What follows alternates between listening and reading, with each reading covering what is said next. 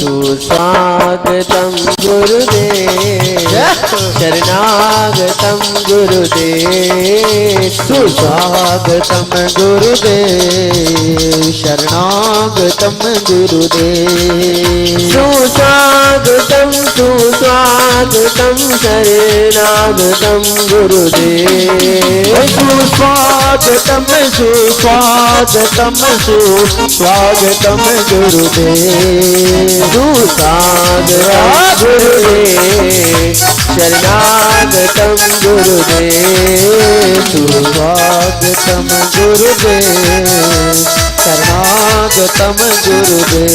जय राधे राधे राधे राधे राधे।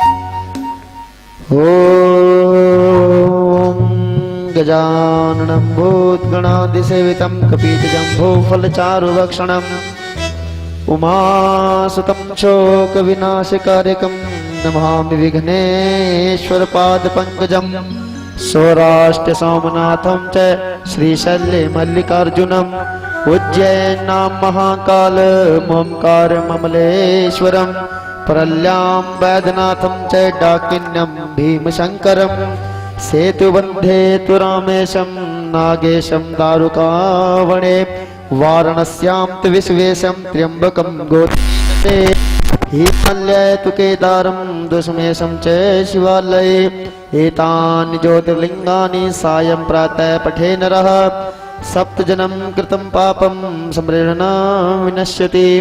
जय जय मीनवराहकमठ नरहरि बलिबावन परशुराम रघुवीर कृष्ण कीर्ति जगपावन बुद्ध कल की अरुव्यास पृथु हरिहंस मनवंतर यज्ञ हयग्रीव ध्रुव वरदेन धनवंतर बद्रीपति दत्त कपिल देव सनकादिक करुणा करो 24 रूप लीला रुचिर श्री अग्रदास उर्पद्धर हो।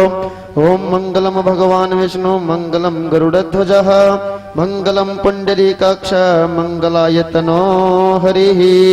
बोल श्री भागवत महापुराण की जय। वेद व्यास जी महाराज की जय। तदुपरांत श्री लोकलज्जा निवारणार्थम वस्त्र पुस्त्रम भ्याम समर्पयामि भालतिलकं भ्याम समर्पयामि प्रांत श्री त्वां गंधर्वाखनस्तामि त्वां खदि सोमो राजा विद्वान् दमक्षत अक्षतांश शिरश्रेष्ठ कुंकुमाक्तं सुशोभितां मया निवेदिता भगता गृहाणं परमेश्वरः प्रान्ते नाना सुगंधि पुष्पाणि यथा कालोद्भवानि च पुष्पाञ्जलिर्मया दत्त्वा गृहाणं परमेश्वरः। हरिः ओं मा जजनेन जजनमायजन्त देवास्थानि धर्माणि प्रथमान्यासान्या तेहानाकं महिमान्यः सचन्त यत्र पूर्वे साद्याः सन्ति देवाः। तदुपरान्त श्री वेदव्यास पूजनं कुर्यात्। ओम गुरुर्ब्रह्मा गुरुर्विष्णु गुरुर्देवो महेश्वरा गुरुर्साक्षात् परं ब्रह्मा तस्मै श्री गुरुवे नमः। प्रहलाद नारद पराशर पुंडरीक शुक्षौनक भीष्म दाल्भ्यां रुक्मां गदा अर्जुन वशिष्ठ विभीषणादि। आरती पापियों को पाप से है तारती। श्री भागवत भगवान की है आरती पापियों को पाप से है तारती। श्री भागवत भगवान की है आरती पापियों को पाप से है तारती। श्री भागवत भगवान की है आरती पापियों को पाप से है तारती।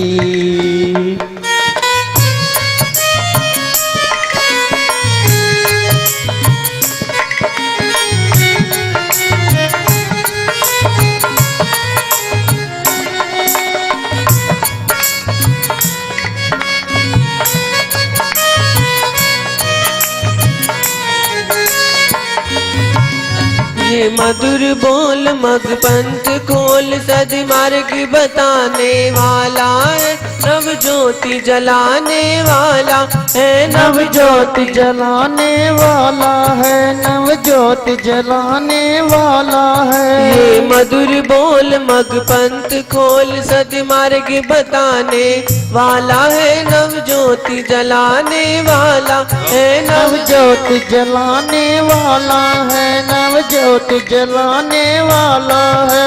श्री राम यही घनश्याम यही, श्री राम यही घनश्याम यही, जग के मंगल की आरती, पापियों को पाप से है तारती। श्री भागवत भगवान की है आरती, पापियों को पाप से है तारती।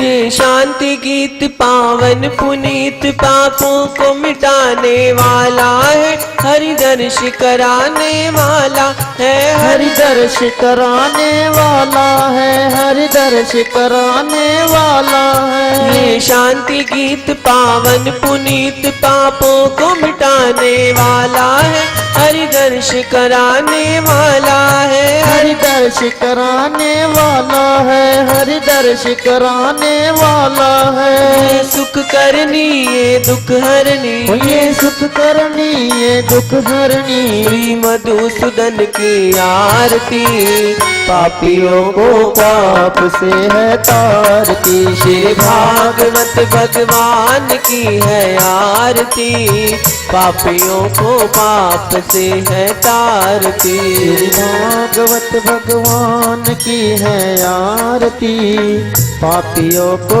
पाप से है तारती।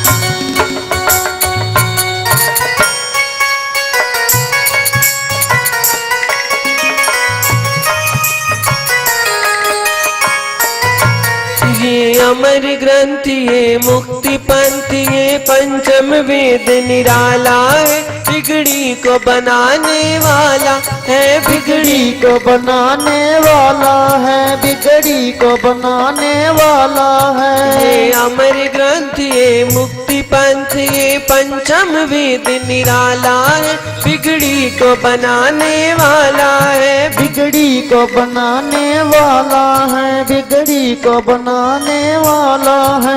हरि नाम यही हरि ध्यान यही, हरि नाम यही हरि ध्यान यही, जग के मंगल की आरती, पापियों को पाप से है तारती। श्री भागवत भगवान की है आरती, पापियों को पाप से है तारती। श्री भागवत भगवान की है आरती, पापियों को पाप से है तारती। श्री भागवत भगवान की है आरती, पापियों को पाप से है तारती।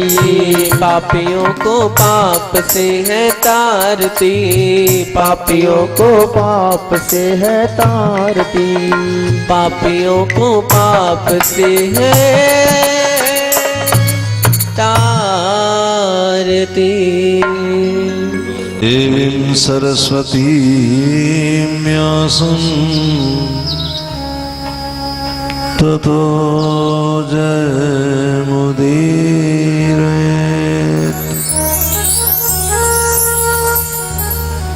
सच्चिदानन्दरूपाय विश्वोत्पत्त्यादिहेतवे तापत्रय विनाशाय श्री कृष्णाय वयं नमः। नमस्तस्मै भगवते कृष्णया कुंठ वेदसे राधाधर सुधा सिंधु नमो नित्य विहारिणे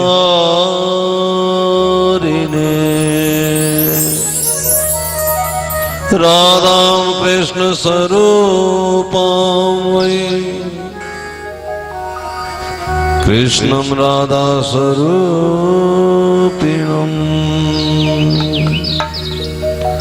क्लात्मानं निकुञ्जस्थं गुरुरूपं सदा भजे। बोली भागवत महापुराण की जय। श्री वेद व्यास जी महाराज की जय। दीक्षित महाराज की जय। सुखदेव जी महाराज की जय। मैंने तुम संग नैन मिलाए क्या करेगा कोई रे।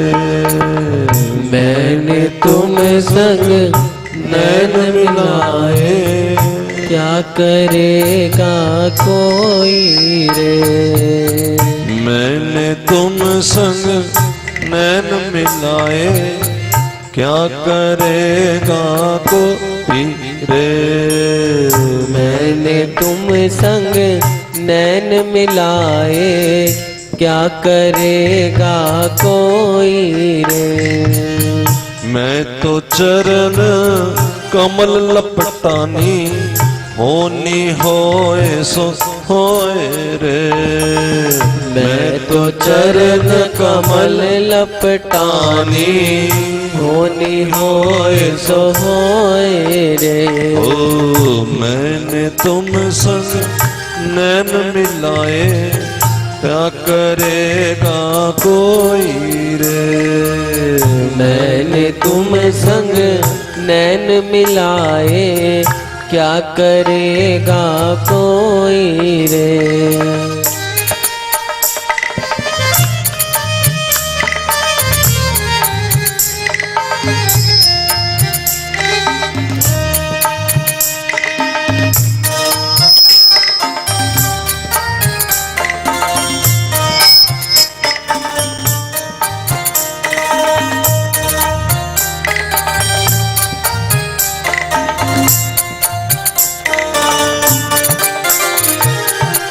घूंघट खोल उजागर नाची लोक लाज सब खोई रे।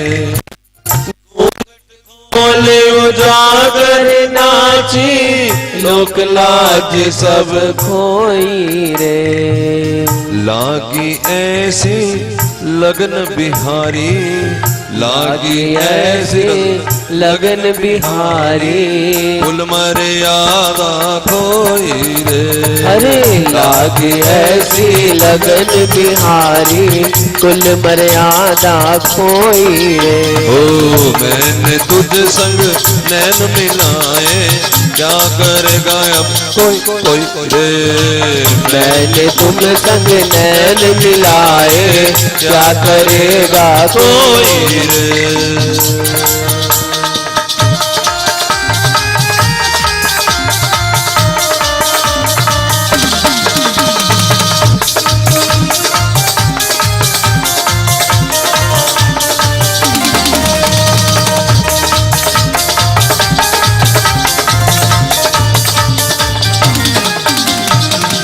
तेरे मिलने कारण प्रियतम असवन माल फिरोई रे।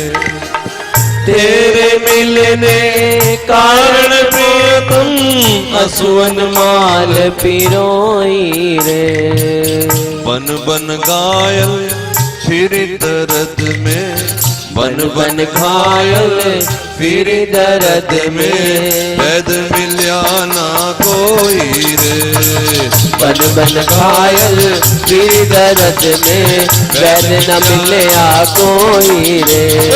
मैंने तुझ संग नैन मिलाए क्या करेगा कोई रे।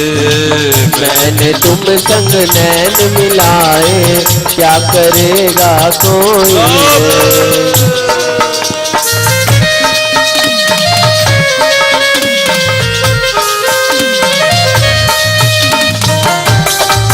हरि बोल।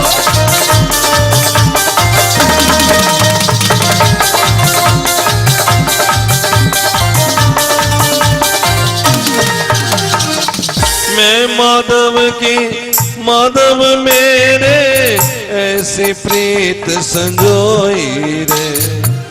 मैं माधव की माधव मेरे ऐसी प्रीत संजोई रे। माधव माधव रटते रटते माधव माधव रटते रटते मैं भी माधव होई रे। माधव माधव रटते रटते मैं भी माधव होई रे। मैंने तुझ संग नैन मिलाए क्या करेगा कोई रे। मैंने तुम संग नैन मिलाए क्या करेगा कोई रे। मैं तो चरण कमल लपटानी होनी होए सो होए रे। मैं तो चरण कमल लपटानी होनी होए तो होए रे। मैंने तुझ संग नैन मिलाए क्या करेगा कोई रे। मैंने तुम संग नैन मिलाए क्या करेगा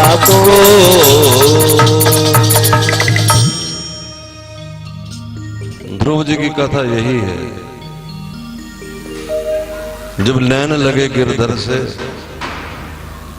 तो फिर कोई दूसरा थोड़ी बताएगा ऐसे करो ऐसे करो ऐसे करो। कोई माँ को समझाने गया आज तक कि अपने बेटे से ऐसे प्यार करो।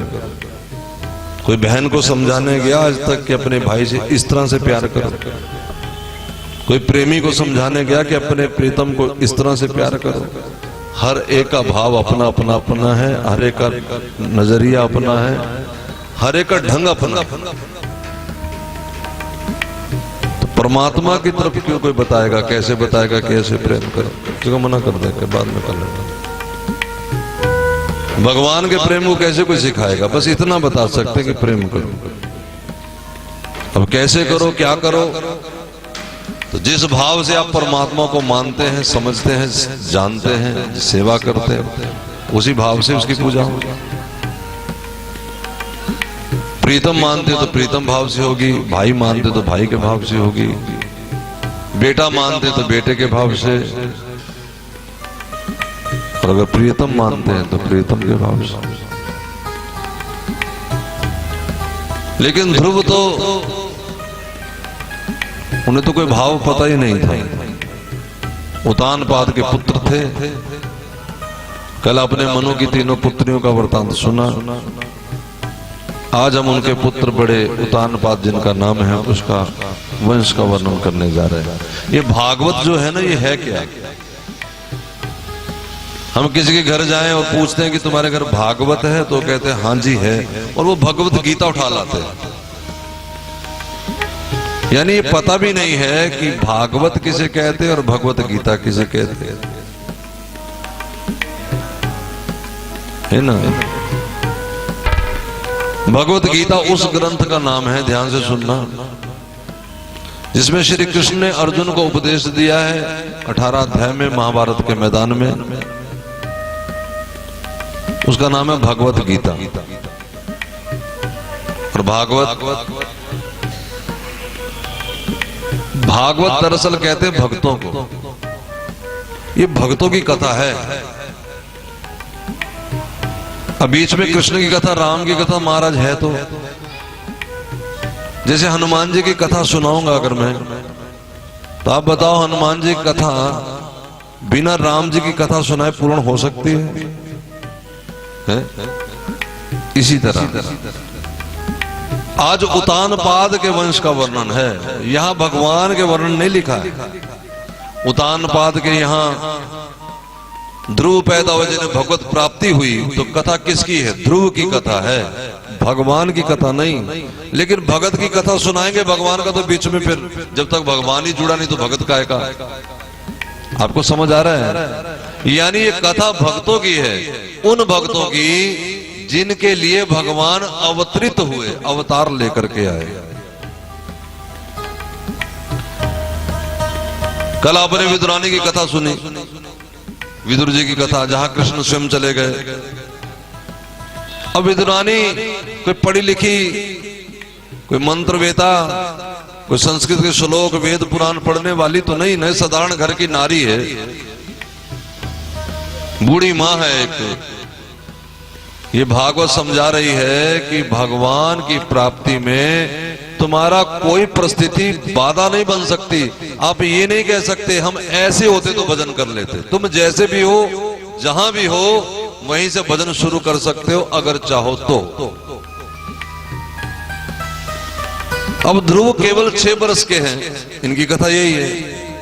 तो अब ये नहीं कह सकते कि अभी उम्र नहीं है, अभी छोटे हो, बड़े हो जाओ, पहले पढ़ लिख लो, पहले नौकर कर लो और सब सामान इकट्ठा कर लो। जब सामान इकट्ठा हो जाता फिर भजन कहां होता है? नहीं। 4 वर्ष की आयु से मां पढ़ाना शुरू करती है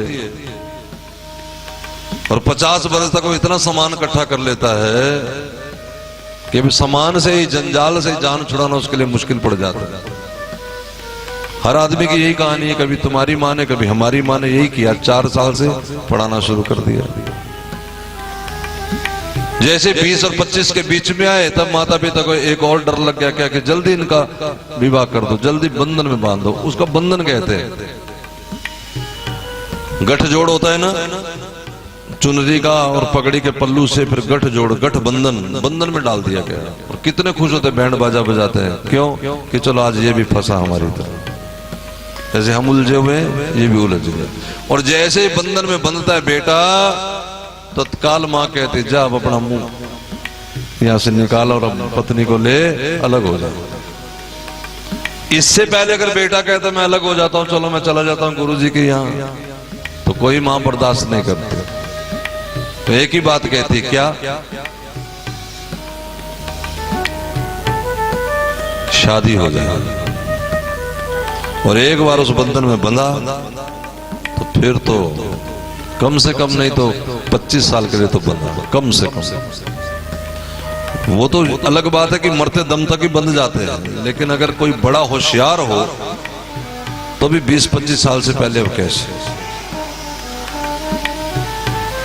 जय जय श्री घर आओ जी, मारे घर आओ, प्रियतम प्यारा, प्रियतम प्यारा, प्रियतम प्यारा, प्रियतम प्यारा।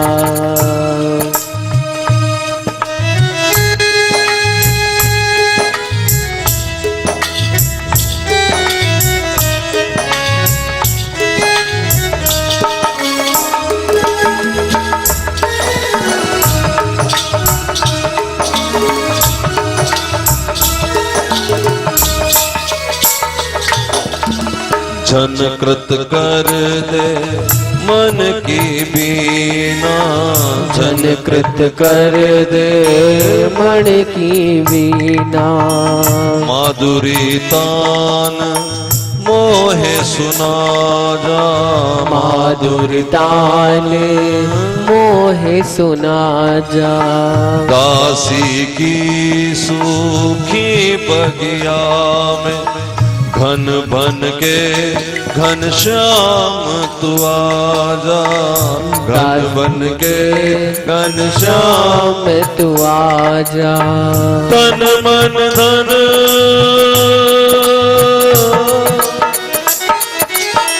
तन मन धन में भेंट धरूंगी, तन मन धन में भेंट करूंगी। भजन करूंगी तुम्हारा, प्रियतम प्यारा, प्रियतम प्यारा प्रियतम प्यारा। मारे घर आओ जी, मारे घर आओ।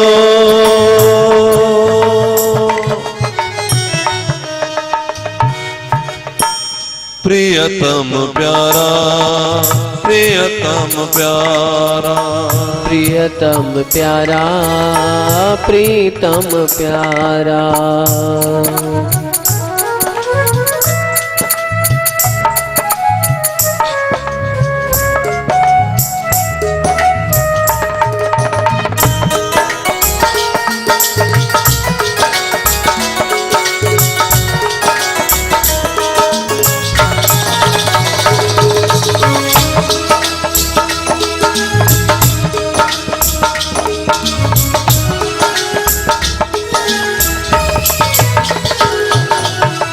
मैं निर्गुणिया गुण नहीं कोई, मैं निर्गुणिया गुण नहीं कोई, मैं निर्गुणिया गुण नहीं कोई, मैं निर्गुणिया गुण नहीं कोई, हाँ मैं निर्गुणिया गुण नहीं कोई, मैं निर्गुणिया गुण नहीं कोई, हाँ मैं निर्गुणिया गुण नहीं कोई, मैं निर्गुणिया गुण नहीं कोई। तुझ में सब गुण सारा, प्रियतम प्यारा, प्रीतम प्यारा प्रीतम प्यारा। मारे घर आओ जी, मारे घर आओ। प्रियतम प्यारा, प्रियतम प्यारा, प्रियतम प्यारा प्रियतम प्यारा।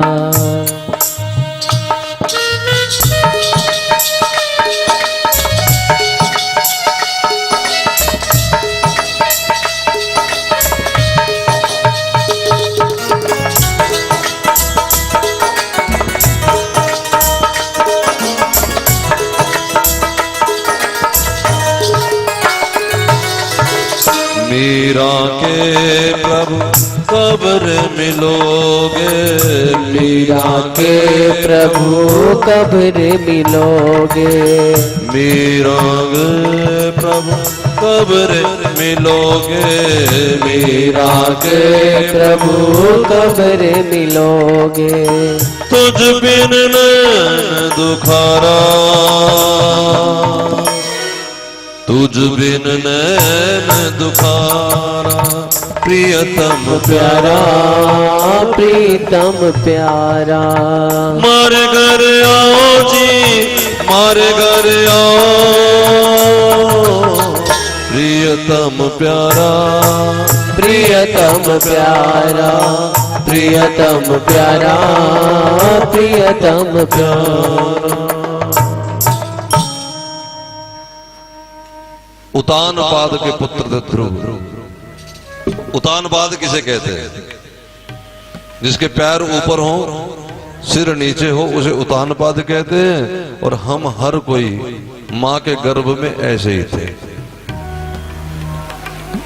इस उतानपाद की दो पत्नियों का वर्णन है, एक सुरुचि, एक सुनीति। और हर इंसान दो ही तरह से डिसीजन लेता है, एक नीति के अनुसार और एक अपने मनोरंजन के अनुसार, मन के अनुसार, रुचि के अनुसार। लेकिन ज्यादातर मानव लोग नीति के अनुसार चलना पसंद नहीं करते, रुचि के अनुसार पसंद करते। यही वर्णन है कि उतानपाद को सुरुचि अच्छी लगती थी, सुनीति से उसका ज्यादा मेलजोल नहीं था। नीति का अपना फल होता है, रुचि का अपना फल होता है। दोनों के यहाँ एक पुत्र था। रुचि का पुत्र उत्तम था और सुनीति के पुत्र ध्रुव थे। सुरुचि के अनुसार अगर करोगे, अपनी मर्जी के अनुसार करोगे, रुचि के अनुसार करोगे तो थोड़ी देर अच्छा लग सकता है, उत्तम, लेकिन वो थोड़ी देर की उम्र होती है, लंबी उम्र नहीं होती उस चीज। लेकिन नीति के अनुसार अगर फैसला किया जाए तो वो ध्रुव होता है, अटल होता है। हम अपनी मर्जी के अनुसार खाते हैं, अपनी मर्जी के अनुसार सोते हैं, अपनी मर्जी के अनुसार जगते हैं, अपनी मर्जी के अनुसार। इसमें बीच में हम कहीं भी कोई भी बात संतों के अनुसार नहीं करते, ग्रंथों के अनुसार नहीं करते। यहां तक हमने लोगों को कहते सुना है, जब बात उनके अपनी रुचि पे बनती है तो आगे से कहते हमने कोई संत थोड़ा ही बनना है। तो हमें हंसी आती, तो फिर क्या डाकू बनना है, क्या बनना है? संत का मतलब ये थोड़े कि जोगिया रंग का तुमने कपड़ा पहन लिया बस साधु हो गए। वो तो ऐसे भी शैतान होते हैं। या कोई सफेद चोला पहन लिया, पीला चोला पहन लिया, कोई भी रंगदार, कोई भगवान का बना हुआ चोला पहनने से कोई संत नहीं हो जाता। जो नीति के अनुसार चले, जो भगवत आश्रित हो, जिसकी भगवान की तरफ लहर हो, जिसकी मौज भगवान की ओर हो, जो भगवान के लिए सब कुछ तहस नहस करने को राजी हो, वो साधु है, भले घर में हो। बहुत सारे संतों की कथाएं तो घर में ही है।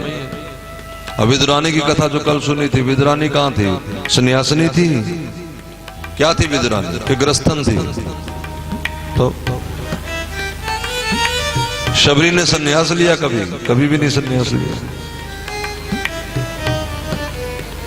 मीरा तो घर में सारा काम कर गई अपने। देवर की गालियां खाती रही और नाचती रही मस्त। गालियों की से परवाह नहीं थी। मीरा अपने पदों में लिखती है, कोई कहे मीरा बई रे बावरी, कोई कहे कुलनाशी। लोग मुझे कहते मैं पागल हो गई, बावरी। कोई कोई कहते मैं कुल नाशनी हूं, यानी कुल की कलंकना हूं। अब सोचो इस शब्द का मतलब क्या निकलता है।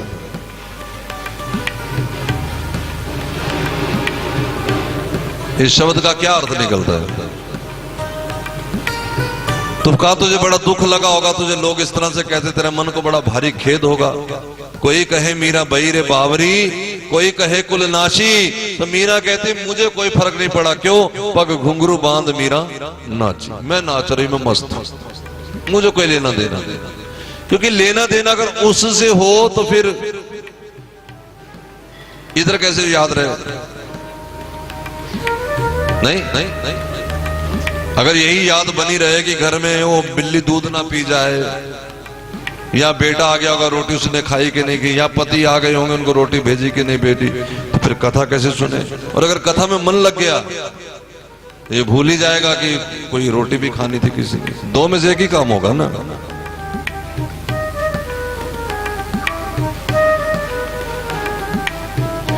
तो रुचि के अनुसार ही ज्यादा लोग अपना जीवन लगाते हैं। नीति के अनुसार अगर चलो तो घर में ही रह करके सज्जन हो जाओ, साधु हो जाओ। हम मन मर्जी के बाद आदमी। ध्रुव एक दिन आकर के अपने पिता की गोद में बैठने लगे।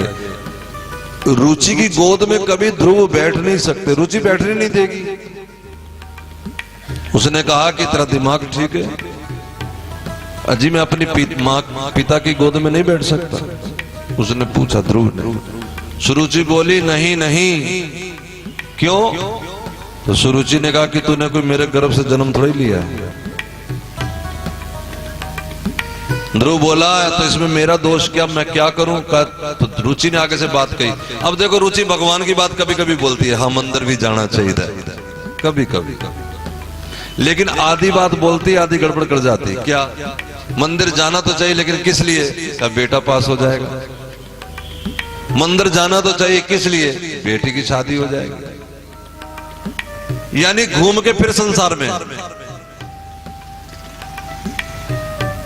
नहीं समझे बात? खड़े भगवान के मंदिर, मन कहां? बेटी बेटे के पास। भगवान बोले उल्टा काम करो। क्या? जाओ बेटी बेटे के पास, लेकिन मन मेरे पास छोड़ जाओ। गीता जी, रामायण, भागवत सब में भगवान क्या मांग रहे हैं? श्री ठाकुर ने कहीं नहीं लिखा कि अपना शरीर मुझे सौंप दो, कहीं नहीं लिखा कि अपनी संपत्ति धन मुझे सौंप दो। भगवान ने एक ही चीज मांगी, जब मांगी, का अपना मन मुझे दे दो। और हमने तन की सेवा खूब की, धन भी खूब लुटाए। अब ये देखो इतना बड़ा सुंदर आश्रम बना है, तो ये तो जनों के सहयोग से बना है ना। धन तो लोगों ने लगाया ही है। कथा हो रही, धन लग रहा है। बैठे भी हम कथा में तन से, लेकिन मन कहां है?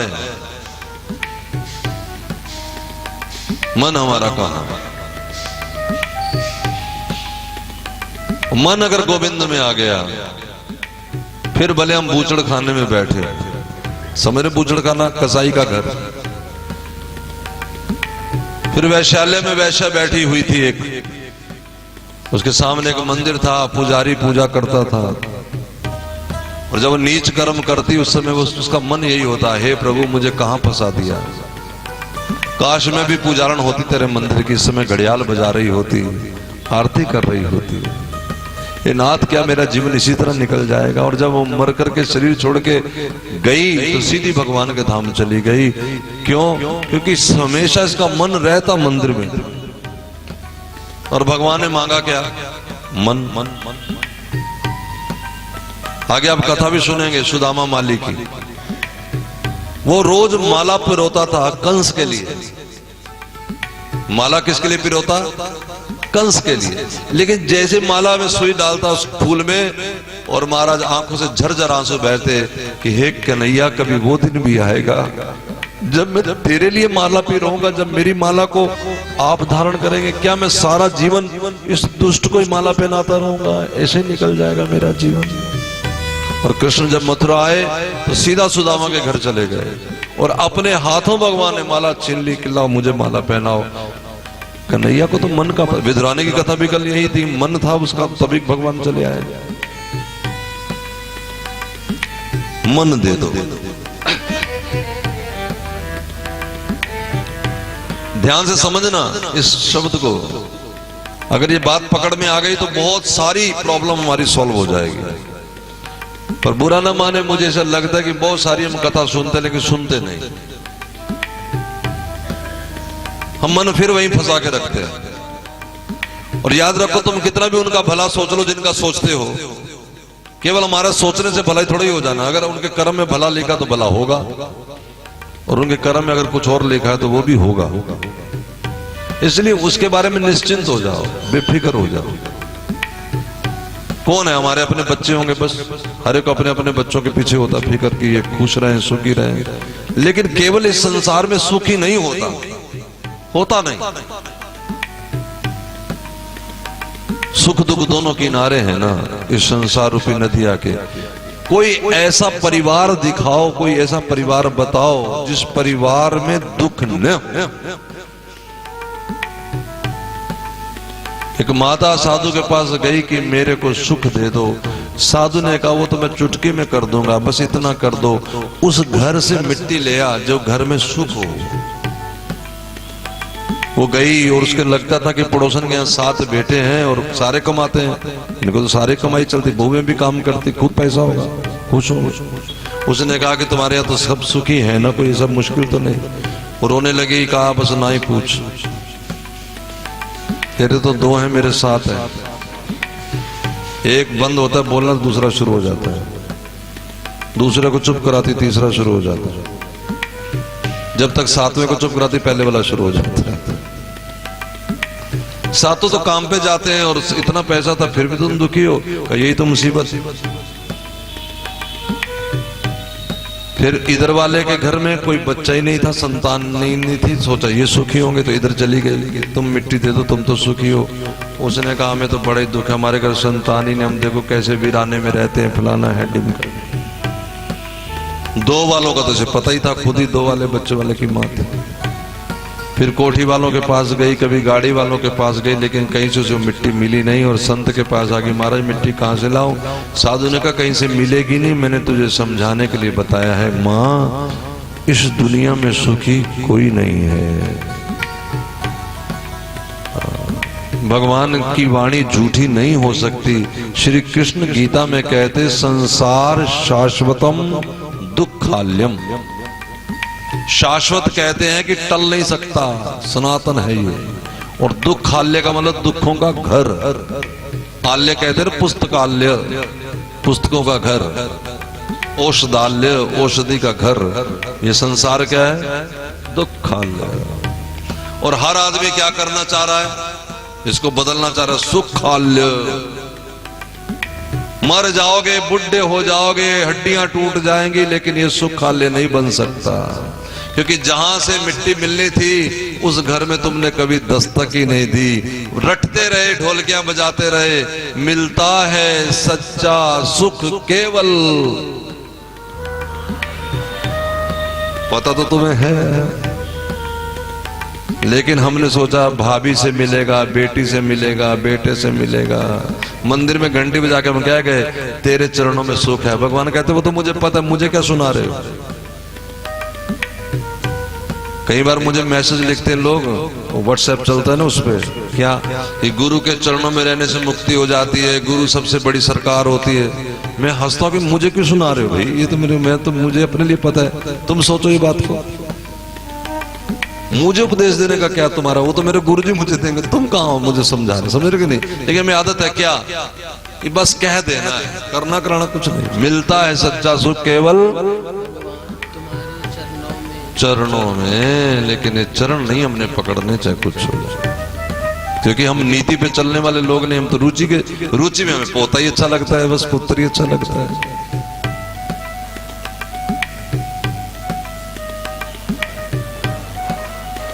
उत्तम थोड़ी देर के लिए। रुचि ने कहा कि भगवान से पूछ। अब जरा ध्यान देना, आधी बात ठीक कहती, जा भगवान से पूछ, क्योंकि जन्म मरण का दाता वो है, ये ठीक है। आधी बात तो ठीक है, लेकिन अगली बात घुमा गई अपनी तरफ, क्या, और भगवान से जाके ये पूछ कि उसने तुझे मेरी कोख से जन्म क्यों नहीं दिया।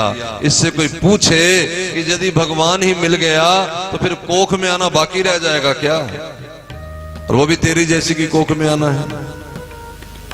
नहीं, हम भगवान के मंदिर जाके क्या मांगते हैं, अगला जन्म मेरा बड़ा बढ़िया हो, मतलब जन्म हम फिर मांग रहे हैं। कई माताएं मुझे आके कहती, महाराज जी एक वादा करो। क्या, जब मैं मरूंगी ना ये अपनी चादर मेरे ऊपर डाल दोगे। बताओ, मरने के बाद बीमा करा रही है माता, जीते जी की तो बात है उस समय। और एक हमारे साधु हुए, संत हुए, लाला बाबू, मंदिर है वृंदावन में, गोदा विहार के संग बहुत बड़ा मंदिर। गोपेश्वर को जाओ, रंग जी के मंदिर से तो रास्ते में पड़ते हैं मंदिर, लाला बाबू का मंदिर।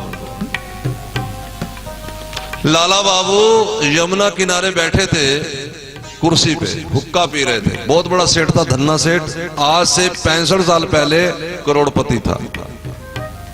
अभी हिसाब लगाओ उसके बाद कितना पैसा होगा। आज का करोड़पति बहुत बड़ा सेठ होता है, उस समय वो करोड़पति था, तो आज का तो अरबों खरबोपति हो गया।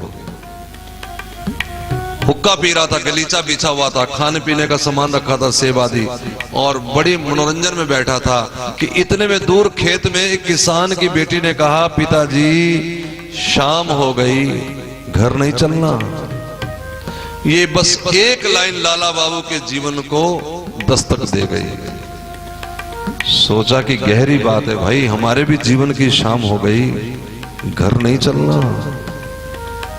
उसी समय लाला बाबू ने फैसला कर लिया कि अब अपने घर चलना है। घर गए, 3 संपत्ति के हिस्से किए, एक पत्नी को दिया, एक अपने बच्चों को दिया, और तीसरा हिस्सा लेकर के ये वृंदावन आ गया।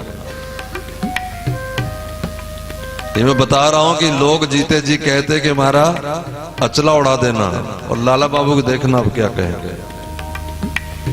लाला बाबू ने आकर के वहां पुराने मंदिरों को जो टूट गए थे, जो जीर्ण शीर्ण हो गए थे, उसका पहले उद्धार करवाया, यानी उनको नवनिर्मित कराया, उनको ठीक करवाया, रिपेयर करवाई। फिर उन्होंने अपना एक मंदिर बनवाया अपने पैसे से, उसी का नाम है लाला बाबू का मंदिर। आज भी है, बहुत सारी मूर्तियां लगी उसमें, लोग जाते हैं दर्शन करते हैं, हर देवी देवता की मूर्ति लगी है, बहुत बड़ा विशाल मंदिर है। बीचों बीच भगवान नारायण की मूर्त है। पंडितों से प्राण प्रतिष्ठा करवा दी मंदिर में।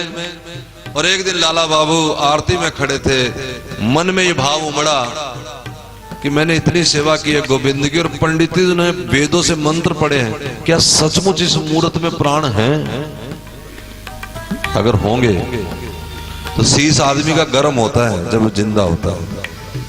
अब लाला बाबू के मन में आया तो पंडित जी को कहा कि माखन की टिकिया भगवान के चांद पे रख दो। चांद का मतलब सिर, भगवान के चांद पे रख दो। और महाराज सर्दियों के दिन थे, जैसे माखन की टिकिया चांद पे रखी तो माखन पिघल के नीचे आने लगा। लाला बाबू के होश उड़ गए, अरे भगवान तो है। लेकिन फिर माया ने पकड़ लिया, सोचा कि हो सकता है ऊपर की लाइट जो आ रही है इससे कुछ हो गया हो। फिर लाला बाबू ने कहा पंडित जी रुई का छोर नासिका के पास लगाओ, क्योंकि श्वास आती है तो फिर हिलेगा, और हुआ भी यही। अब तो चरणों में गिर गए। वो लाला बाबू जब रात को सोए तो भगवान उनके स्वप्न में आ गए। भगवान ने कहा ये मंदिर तो बन गया, अब असली वाला मंदिर बना लो लाला बाबू। और इस स्वप्न में पूछता है कि वो मंदिर कौन सा, तो भगवान ने कहा वो अपने मन का मंदिर बना जिसमें मैं बैठूं। इसने स्वप्न में कहा कि महाराज वो मंदिर कैसे बनेगा, तो ठाकुर जी बोले गिरिराज में एक संत का नाम लिया कि उनके यहाँ चले जाओ और उनसे जाके दीक्षा ले लो, गुरु मंत्र ले लो, और फिर उसके अनुसार साधना करो, अपने मन को साफ करो। अब बताओ जिसे अपनी सारी संपत्ति लुटा दी, जिसके घर में भगवान प्रतिष्ठित हैं और भगवान का सांस आ रहा है, ये पक्का हो गया, उसके बाद भी भगवान अभी कह रहे हैं कि जा अपना अभी मन साफ कर ले। अभी मतलब मन गंदा है। और ये भी बात पक्की हो गई कि गंदे मन वाले भी यहां तक तो पहुंच सकते हैं, इतना लंबा रास्ता तो वो तय कर सकते हैं। आज महाराज संतों के पास गया है और साधु ने कहा कि मैं दीक्षा तब दूंगा जब तू जाकर के भिक्षा लेकर के आएगा। अब भिक्षा तो ठीक है, लेकिन सच्ची भिक्षा समझ नहीं आई। वो करोड़पति धन्ना सेठ आज ब्रज के गांव में गया और घर घर जाकर के भिक्षा लेकर के 7 जगह से उस साधु के पास पहुंचा कि महाराज मैं भिक्षा मांग आया हूं, अब मुझे आप दीक्षा दे दो। संत ने कहा कि ये भिक्षा नहीं, सच्ची भिक्षा। अब सच्ची भिक्षा क्या थी? जहां इन्होंने मंदिर बनाया था, बहुत बड़े आंगन में मंदिर है, ये समझ लो कि जितना बड़ा ये तुम्हारा ये है आश्रम, लगभग इतना, इससे बड़ा ही है थोड़ा। तो उसकी बगल में 2 मंदिर, एक गोदा विहार का मंदिर कहलाता है कि लाला बाबू का मंदिर कहलाता है, वो दोनों बगल में, बीच में सड़क है। उस समय वो सड़क नहीं थी, उस समय दोनों की दीवार सांझी थी और दोनों का झगड़ा चल रहा था। वो कहता था जगह मेरी है, ये कहता था जगह मेरी है, और दोनों का आपस में कोर्ट में केस चल रहा था। और जो साथ वाला सेठ था उसके यहाँ सुबेरे साधु लोग भिक्षा लेने आते हैं, आज भी चलता है, कई जनों अन्न क्षेत्र चलता है वृंदावन में सुबेरे, कई पुराने आश्रमों में अन्न क्षेत्र चलता है, यानी वहां सवेरे संतों की लाइन लग जाती है। जो साधु भजन करते हैं उन्हें उनके लिए रोटी और दाल बना करके सवेरे दे दी जाती है, वो ले जाते फिर भजन करते रहते हैं। ये बहुत सारे आश्रमों में आज भी चलता है। अब हमें तुम्हें क्या पता, हम तो आश्रम में वो ढूंढते हैं जहां फ्री की रोटी मिल जाए और हम चुपचाप खा के आ जाए। जिसके पास चारा ना हो, जिसकी जेब में पैसा ना हो, वो खा ले तो कोई पाप नहीं, दोष नहीं। लेकिन जो बाजार में हजारों रुपया खर्च सकते हैं और साधु के यहाँ फ्री फंड की खा के आ जाते हैं, सोचो जरा। साधु की कोई फैक्ट्री थोड़ी लगी होती है। मेरा आश्रम नहीं, मैं आश्रम के बारे में नहीं कह रहा, जहां जहां तुम जाते उनके बारे में कह रहा। सांझी बात हो रही, किसको व्यक्तिगत ना समझना। नहीं, आती बार 10 आदमी रुके एक कमरे में और 100 रुपये बाबा जी को मत्था टेक करके आ गए। इसीलिए तो पुराने आश्रम पुराने होते चले जा रहे, टूटते चले जा रहे। उनको ठीक रिपेयर कराने का पैसा नहीं साधुओं के पास, कहां से लाएं? क्योंकि तुम लोग तो होटल में जाते, जहां 700 रुपये कमरे का लेंगे, या तो वो लेंगे, जहां हम रुकेंगे वहां 700 नहीं दे सकते कि चलो 700 होटल ना लें, एक आश्रम में 700 चला जाएगा, हमें आसरा भी मिल जाएगा, कमरा भी मिल जाएगा, रोटी भी खा लेंगे, और यहाँ कुछ इसी पैसे से वो इस आश्रम की कोई सेवा भी करते। पहले आश्रम ऐसे थे, साधु साई, आओ रहो, अब तुम्हारा मन हो तो कुछ दो, नहीं तो जाओ। आज भी पुराने आश्रम ऐसे ही, जो साधुओं के आश्रम है वो ऐसे ही है, उसमें कोई फीस नहीं है। वो तो नवे नवे होटल मोटल बन गए ना, उसमें फीस है। लाला बाबू के पड़ोस में जो सेठ था उसके यहाँ अन्न क्षेत्र चलता था, और आज लाला बाबू ने पूछा गुरुजी सच्ची भिक्षा क्या है? तो गुरुजी ने कहा कि जिससे तुम्हारा द्वेष चल रहा हो, जिससे तुम्हारी चिढ़ चल रही हो, उससे भिक्षा लेके आओ। सुन रहे हो कथा? हाँ, माला 64 कर ली, सारी बात ठीक, लेकिन गुरु जी की बात नहीं मानी। अच्छों से सारे निभा लेते, हाँ, मजा तब है जब बूढ़ों से निभा के दिखाओ। जो लड्डू खिलाए उसे तो सारे निभा लेते हैं, मजा तब है जो गालियां दे उससे निभा के दिखाओ। और याद रखना, निभानी तो पड़ेगी अगर इन तक पहुंचना है।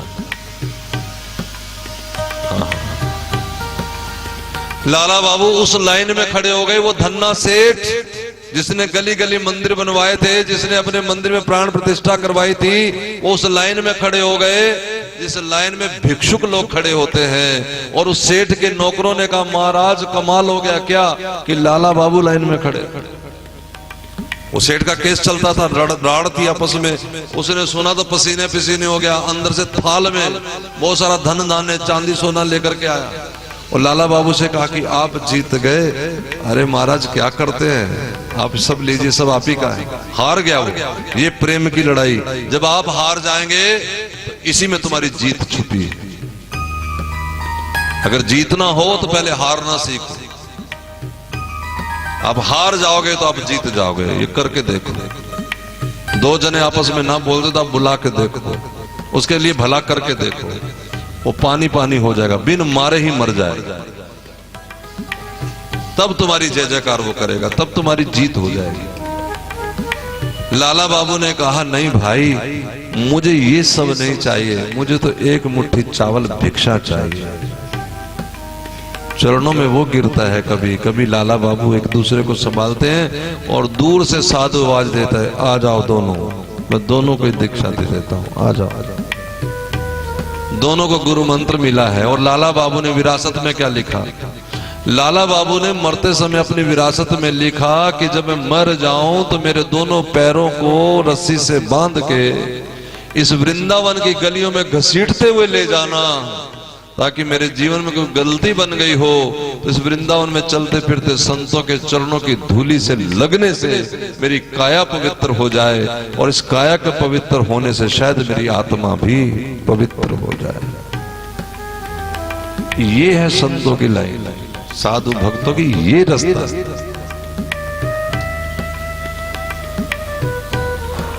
नहीं हमारे जैसे थोड़ी बढ़िया से चक पा लिया, चक खा लिया, हम तो नौटंकी हमारी छोड़िए।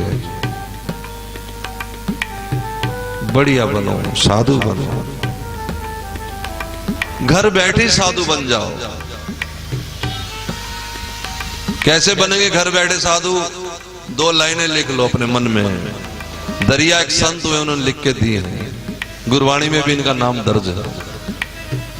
हाथ काम मुख नाम हो, हाथों से काम करो, मुख से नाम जपो। हृदय सांची प्रीत, दरिया ग्रस्त साधु की यही उत्तम रीत। लेकिन हम हाथ से काम करते हैं ठीक, कुछ कुछ मुख से नाम भी जप लेते, लेकिन हृदय से सांची प्रीत नहीं। हृदय में क्लेश है, द्वेष है, क्योंकि हमने लोगों को अपना माना हुआ। मत मानिए, मत मानिए। ध्रुव रोते रोते अपनी माँ सुनीति के पास गए तो सुनीति ने ये सब सुना दिया जो मैंने आपको सुनाया कि माँ तेरी ने कहा तो ठीक है, थोड़ा द्वेष में कहा है, कोई बात नहीं, बात तो ठीक ही है, क्योंकि तेरे बाप और दादा को राजगद्दी देने वाला कोई दुनिया में है तो परमात्मा है। इसलिए किसी से द्वेष क्या और किसी से हमारी क्या, जो जो जिसको जो जो मिला है वो ठाकुर जी ने दिया है। हम क्या कर सकते हैं? हम दानी भी नहीं बन सकते ना। हम दाता कैसे बन सकते हैं कि किसी गरीब की मदद कर दें? लेकिन कोई गरीब हमारे पास आया है तो उस समय हम ये ना सोचे कि हम दाता हैं, ये समझें कि गोविंद ने ही भेजा है या गोविंद स्वयं ही आगे समझ लो और वस्तु पहले ही मुझे दे दी है और स्वयं लेने आ गए हैं। आओ गोपाल लीजिए, ये आपके लिए हाजिर है। ऐसा अगर भाव बन जाए तो कमाल हो जाए। और भाव बनेगा कब?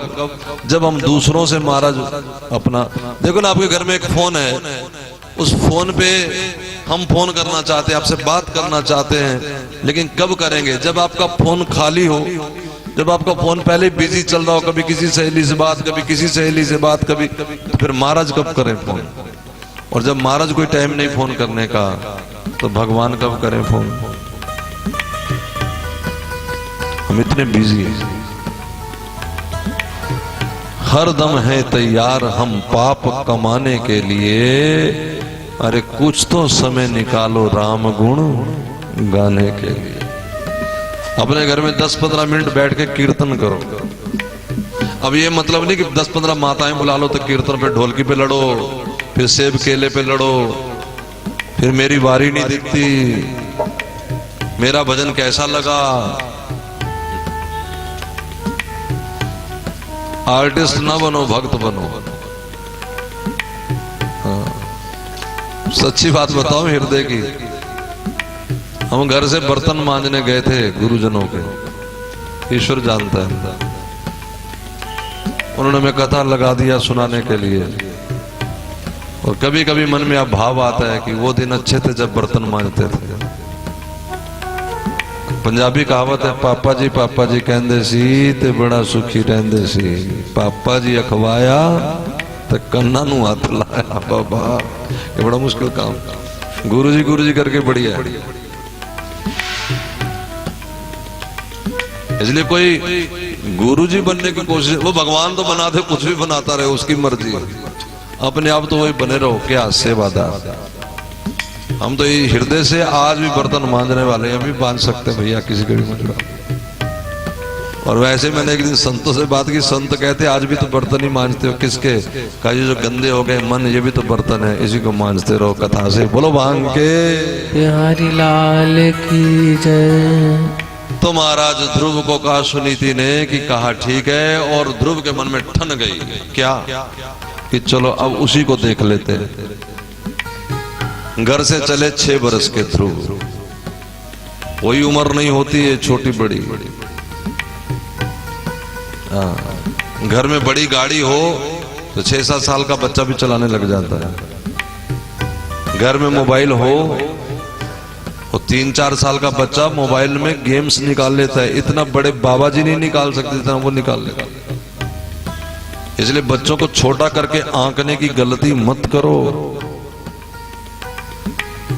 जो गिनती रख ली तुमने कि तो छोटा ही है, बेकार है, बेकार नहीं है, वो सबका बाप है बुद्धि में। अब देख लो किसी भी चीज को देख लो, घर में बड़े बूढ़े बेचारे हार जाते हैं, वो कर देता है, क्योंकि बड़े बूढ़ों का दिमाग भी तो बूढ़ा हो गया है। वो अलग बात है, बस सारी जिंदगी में लगता नहीं कि हम बूढ़े हो गए, वो अलग बात है। कल किसी के यहाँ वार्षिक गांठ थी तो मैंने पूछा कितनी है एनिवर्सरी, वो कहती महाराज जी नहीं पूछो, क्यों? कब बताऊंगी तो लगेगा मैं बुढ़ी हो गई, क्योंकि 13 साल शादी को हो गए तो फिर से लगेगा मैं बड़ी। तो मैंने कहा बेटा नजर नहीं आता 11 साल का। बस यही माया है जबरदस्त कि हमें कभी लगता नहीं हम कौन है। ये सबसे बड़ी भ्रांति है अंदर। हाँ, किसी को बूढ़ा कह के देखो, बूढ़ी कह के देखो, माता है तो ज्यादा गुस्से में आ जाती है। जैसे हम कहते हैं माता जी साधु लोगों को उनके गुरुजन सिखाते थे क्या कि जो अपनी उम्र से थोड़ी सी छोटी हो तो उसे बेटी, और जो थोड़ी अपने हम उम्र भी हो तो माता जी। माँ कहने से क्या होता है, अब माँ कह दिया, जरा याद रखना, उम्र की छोटी नहीं, जो कुंवारी है वो बेटी, जिसके यहाँ संतान नहीं वो बेटी, जिसके यहाँ संतान होगी वो माँ, क्योंकि जो एक की माँ बन गई वो माँ है बस। जिसने बच्चे को जन्म दे दिया वो कौन हो गई? माँ, बस माँ है। जैसे गुरु जी, अब कोई जरूरत तो नहीं तुम्हारे गुरु जी हो, तुम्हें मंत्री दिया हो, वो गुरु जी है तो गुरु जी है, सबके गुरु जी है, महाराज जी है नहीं। इसी तरह जिसने बालक को जन्म दे दिया वो कौन हो गई? माँ, वो माँ। और जो अभी कुंवारी है, संतानहीना है, वो बेटी हो गई बस। इससे क्या होगा, जब किसी को माँ कह दिया तो मन में विकार नहीं आते, क्योंकि इस दुनिया में सबसे शुद्ध और उत्तम रिश्ता माँ और पुत्र का होता है। माँ के मन में कभी पुत्र के प्रति विकार नहीं आता। बहन भाई जो आजकल तथाकथित बनते हैं उसमें भी गड़बड़ घोटाला हो जाता है, मन में विकार आ जाते हैं। लेकिन जब किसी को कोई माँ कह देता है और माँ पुत्र मान लेती है, उस समय ममता उमड़ सकती है। लेकिन कुछ बार ऐसा भी होता है कि छोटी उम्र की है, वो हो सकता है हमसे भी 2-4 साल छोटी हो, तो फिर माँ कह दो, फिर उसको बुरा लगता है कि मैं कोई माँ हूं। माता जी को माता हूं मैं, तो बुरा लगता है। लेकिन बुरा न मान करके हमें अपनी स्थिति को समझना चाहिए कि हम हैं क्या। जब हम अपनी स्थिति को जान लेंगे, कुछ बूढ़े बुजुर्ग लोग होते हैं ना, वो नहीं फालतू खाते, तो उससे शरीर भी उनका ठीक रहता है। लेकिन कुछ भी गप कर जाते कहीं, तो फिर हाय हाय हाय। हाँ, एक बूढ़े थे, वो एक दिन हम उनके पड़ोस में किसी में रह रहे थे, तो वो आए कि बड़ी दर्द हो रही महाराज जी, कुछ करो। तो मैंने कहा क्या हो क्या गया? कहते बस ये तो लोगों को भी सोचना चाहिए ना, हमें कार्ड क्यों देते हैं? हमें कार्ड देते शादी के, बताओ हम रिटायर आदमी है तो शादी का कार्ड। फिर उन्होंने गलती क्या कर दी, कहा कार्ड तो दिया सो दिया, अब ये भटूरे क्यों बनाते हैं? ये नहीं कह रहा कि हम क्यों खाते हैं, वो क्यों बनाते हैं। तो ऐसी स्थिति रहती है जीवन में, वो इसलिए क्योंकि हम जो हैं, जिस जगह हैं, जैसे हैं। जैसे देखो माँ है, अब माँ ने बेटे का विवाह किया, अपनी मर्जी से तो किया, बैंड बाजा बजाया ना। तो ये क्या सोच रहे हो कि बस बैंड बाजे बजाए? बैंड बाजे वाले से थोड़ा ही विवाह हुआ है, घर में कोई और भी आएगा। और जब कोई आएगा तो याद रखना, अपने साथ वो केवल सूट और साड़ियां लेकर के नहीं आएगा, अपने साथ बेड और सोफा लेके नहीं आएगा, अपने साथ टेलीविजन और फ्रिज लेके नहीं आएगा, वो अपने साथ अपना स्वभाव भी लेकर के आएगा। और मुसीबत है हमारे साथ स्वभाव से पड़नी है। फ्रिज तो छोटा बड़ा चल जाएगा, है ना, बेड में तो उन्होंने सोना, हमने क्या करना। लेकिन हम तो बेड देखते कैसे वाला आएगा, सोफा कैसे वाला आएगा, फ्रिज कैसे वाला आएगा, स्वभाव देखा ही नहीं कैसे वाला आएगा। और गुजारा किससे करना है? फ्रिज से के स्वभाव से है? अच्छा चलो, ये तो समझ गए स्वभाव से गुजारा करना है। अब तुम बताओ कि अगर तुम्हारी इनकम आज हजारों में है, मान लो कल लाखों में हो जाए, तो क्या लाखों में तुम जरा तो जो इनकम बनी, इनकम से बाजार से वस्तुएं तो खरीद सकते हो, क्या अपने घर वालों का स्वभाव भी बदल सकते हो? बोलो जी। तो फिर पैसे से कैसे खुश हो जाएंगे? क्योंकि वस्तुओं से तुम्हारा पाला पड़ना ही नहीं, पड़ना है तो स्वभाव से पाला पड़ना है। तो स्वभाव तो भले घर में करोड़ों रुपए आ जाए, स्वभाव तो वही का वही रहना है। और स्वभाव कैसे मिला है हमें? कर्मों के अनुसार। काल कर्म स्वभाव गुण गेरा, फिरत सदा माया कर प्रेरा। आकर 4,84,00,000 योनि भरमत ये जीव अविनाश। राम जी कहते हैं कि जिन्होंने भजन नहीं किया 84 लाख योनि में भटकेंगे और 4 चीजों में गुम रहेंगे। कौन सी? काल कर्म स्वभाव गुण। तानू समझ आ रही है ना कि पंजाबी बोलो पूरी? आ रही तो हाथ खड़ा कर दो, पक्का? ठीक।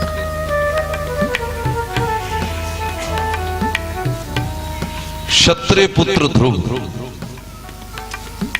दासी पुत्र नारद, दासी की पत्नी विदुरानी, अहीर जाति की शबरी, ब्राह्मण सुदामा। कौन सी जाति बाकी बची? जाति पाति पूछे नहीं कोई, हरि को भजे वो हरि का कोई। भगवान के लिए कोई वो नहीं है कि ब्राह्मण ही जा सकता है, कि क्षत्रिय जा सकता है, कि वैश्य के शूद्र। कोई जाति नहीं होती साधु की, जात ना पूछे साधु की। ये मैं इसलिए बता रहा हूं कि आप अपने जीवन में कोई अड़चन ना लगाना कि मैं स्त्री हूं इसलिए भजन नहीं कर सकती, मैं बूढ़ी हूं इसलिए भजन नहीं कर सकती, मैं जवान हूं इसलिए भजन नहीं कर सकती या कर सकता, मैं पढ़े लिखे इसलिए भजन नहीं कर सकते, हम अनपढ़ इसलिए। तुम जो हो, जैसे हो, जिस तरह के हो, चाहो तो कर सकते हो। ना करने में एक ही मुसीबत है, क्या? चाहना। चाहा नहीं तुमने। मैंने बताया था शायद एक दिन कि वो मदारी सांप को नचा लेते हैं, सांप नेवले की लड़ाई कराते हैं ना। हम करा सकते हैं? बोलो, बताओ तुम में से कोई करा सकता है? ये ना समझो कि करा नहीं सकते, दरअसल हमने सीखा नहीं। सीखा क्यों नहीं? क्योंकि हमने चाहा ही नहीं कभी। आप में से जितनी माताएं भाई बैठे हैं 50-60 के ऊपर, ज्यादातर लोग जो 50-60 के ऊपर वो कंप्यूटर नहीं चला रहे होंगे, उनको चलाना नहीं आता। लेकिन आप क्या समझते हैं पूरे इस हिंदुस्तान में जो बाहर ब्रह्मांड में देश विदेश में 60 के ऊपर वाले कंप्यूटर नहीं चलाते? बहुत सारे लोग चलाते हैं। क्यों? क्योंकि उन्होंने सीख लिया। सीखा क्यों? क्योंकि उन्होंने चाह लिया। हमने नहीं सीखा क्योंकि हमने चाहा ही नहीं। बहुत सारी माताएं तो स्वेटर ही नहीं बुन सकती, क्यों? क्योंकि उन्होंने सीखा नहीं। बात समझ में आ रही है? इसी तरह भगवान भी हम पा सकते हैं, जैसे संतों ने पा लिया, हम भी पा सकते हैं। क्यों नहीं पाया? क्योंकि हमने चाहा नहीं। चाहा नहीं तो सीखा भी नहीं, सीखा नहीं तो फिर मिलेगा कैसे? और एक बात मैं और बता दूं, जो मेरा अपना अनुभव कहता है, मन कहता है, भागवत सुनने से, इसलिए प्रथम साधना रखी है संतों ने कि पहले भागवत सुनो संतों के मुख से। फिर होगा क्या? तब भागवत सुनने से भगवान नहीं मिलने वाले। कृपया ध्यान से समझना इस बात को। मैं भागवत को कोई छोटा नहीं कर रहा कि ये ना समझना। भागवत सुनने से भगवान नहीं मिलेंगे, लेकिन भागवत सुनने से भगवान को पाने की चाह मिल जाएगी। और जब चाह मिल जाएगी तो रास्ता अपने आप ही मिल जाएगा। जहां चाह वहां राह। Where there is a will there is a way. मन में चाह पैदा होनी चाहिए बस। चाह नहीं है तो सामने रखा हुआ पकवान भी हमारा किसी काम का नहीं। और चाह होगी तो बासी रोटी अचार के साथ भी स्वाद लगेगा। चाह होगी। और चाह कैसे पैदा होगी? बस साधु के पास बैठ के कथा सुनते रहो, देखो चाह फिर कैसे लगा देता है। चस्का लगवाना तो संतों का काम। हाँ। क्योंकि कोई कह दे कि चाट बड़ी स्वाद है फलाने आदमी की, और वो बड़े गजब बनाता है, और थोड़ा साथ में ऐसे भी कहे बड़ी स्वाद, बस फिर तो कहा कौन सी गली में और कहां और ये और वो। बस अब गाड़ी उठाई और वहां पहुंचे। और तो पहले सुना, पहले क्या किया? खाया के पहले सुना। सुनो कथा सुनते रहो। जिनके श्रवण समुद्र समाना। कितनी कथा सुनो? तो रामायण कहती जिनके कानों में समुद्र, समुद्र में नदियां आती रहती है, लेकिन भरे निरंतर हो ही नहीं पूरे। कभी ये ना कहे कोई कि बस अब बड़ी कथा सुन ली। मैं फिर कहूं, और पक्की बात है, सुनना साधुओं के मुख से, संतों के मुख से। हमारे जैसे बीच में बैठे थे ना, पैसे के लिए कथा सुनाते। जिन्होंने पैसे के लिए कथा सुनानी होती है ना, वो यही कहेंगे पैसा कमाओ, क्योंकि पता कमाओगे नहीं तो दोगे कैसे। फिर दान करो, बस इसी का मातम सुनाते रहेंगे, क्योंकि उनको दान लेना है। ठीक है ना? हमारे गुरुजनों ने बड़ा कुछ दिया हुआ है, इसलिए जरूरत नहीं। इसलिए तुम्हें असली बात बता रहे कि राम नाम जपो, उससे कल्याण हो। जब तक आप जीव से राम नाम गाएंगे नहीं, जल जाए जिब्या पापनी राम के नाम बिना। वो जल जाए जिब्या पापनी राम के नाम बिना। वो जल जाए जिब्या पापनी राम के नाम बिना। वो जल जाए जिब्या पापनी राम के नाम बिना। ओ राम के नाम बिना, ओ नटवर श्याम के नाम बिना। राम के नाम बिना, नटवर श्याम के नाम बिना। जल जाए जिब्या पापनी राम के नाम बिना। वो जल जाए जिब्या पापनी राम के नाम बिना। पंछी पंख बिन आरती शंख बिन हाथी दंत बिना। पंछी पंख बिन आरती शंख बिन हाथी दंत बिना। अय पंछी पंख बिन आरती शंख बिन हाथी दंत बिना। पंछी पंख बिन आरती शंख बिन दंत बिना। मोर कहे बेकार नाचना, मोर कहे बेकार नाचना। नटवर श्याम बिना। जल जाए जिब्या पापनी राम के नाम बिना। जल जाए दिव्या पापनी राम के नाम बिना। ओ राम के नाम बिना, ओ नटवर श्याम के नाम बिना, राम के नाम बिना, नटवर श्याम के नाम बिना।